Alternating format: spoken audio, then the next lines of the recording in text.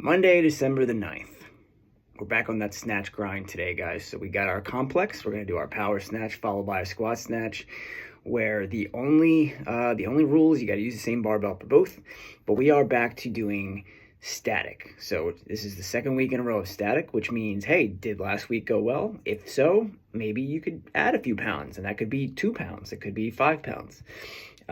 Don't feel forced into doing a super heavy weight that you're not ready to do. That's not the point of this cycle. In fact, many of you should feel comfortable using the same weight as last week, and that's okay. Remember that when we get to max out day of this cycle, it will just be a squat snatch. That's it. That's what we're working towards, but we're getting there through volume and time under tension. Now, okay, neither Laura or I tested today's workout, today's WOD. Good reason, though. We were celebrating all weekend.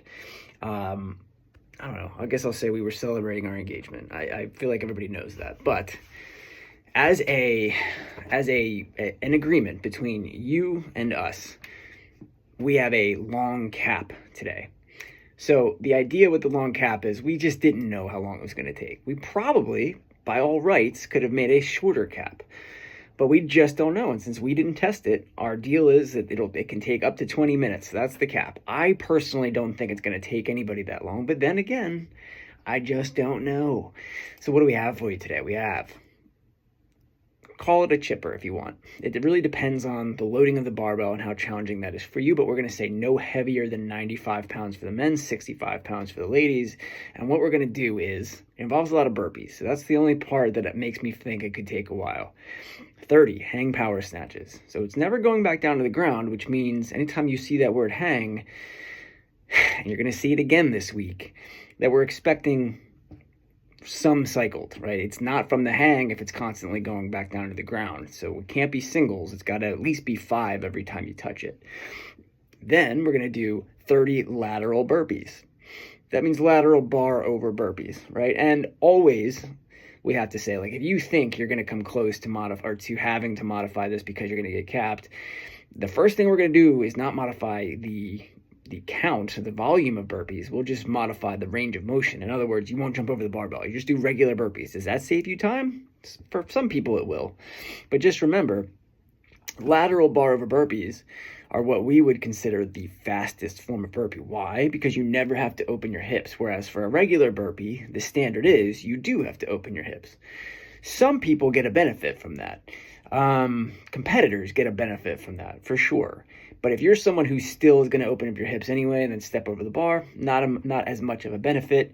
You might be someone who can, at least to get under the cap, not go over the bar. Just stay in place, do your burpees there. The next thing you're going to do is 30 overhead squats. Now this presents a little bit of a challenge because we can't negotiate on depth of the overhead squat. Not unless if you're new-ish within, say, the last 6 months and you've just never achieved depth with load, and you're still working on the mobility of it all, sure. Then we have some negotiation power. If you've been doing overhead squats for a long time and you know you're capable of depth just at certain weights or at certain volumes, can't negotiate that. You have to figure out a way and the right loading to make sure you're getting depth on every single rep. So that's the goal today. The other goal, if you can do it, is to use the same barbell for both the hang power snatch and the overhead squat. That's where we're heading. That's the goal when it comes to this stuff.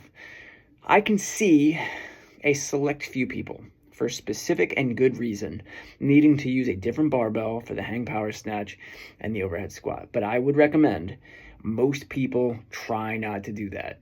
If you are limited by the overhead squat, then what you need to ask yourself is, what would be a fair weight? Or what is the maximum amount of weight that I can overhead squat and get good depth the whole time? And then you ask yourself, even if it's an empty barbell, would that still be a challenging hang power snatch?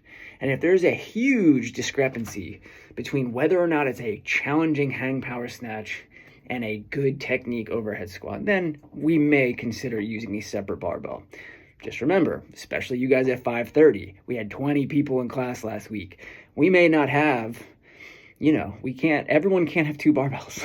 It just wouldn't work. And then the workout ends on 30 more burpees. So keep that in mind. If you are doing lateral burpees, but you're using an empty barbell, I can see that happening. It is, there's not so much value in jumping over the bar if there aren't plates on it. It only makes sense to do lateral bar over burpees if that bar is set off the ground a ways. So, a couple things you can do.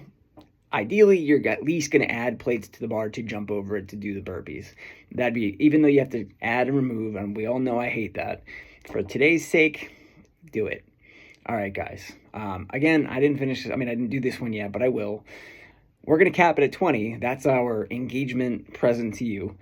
Some people are not going to consider that a present, but from us, it is. I will do it, though, and I'm thinking 15 minutes or less, ideally. All right, guys, enjoy.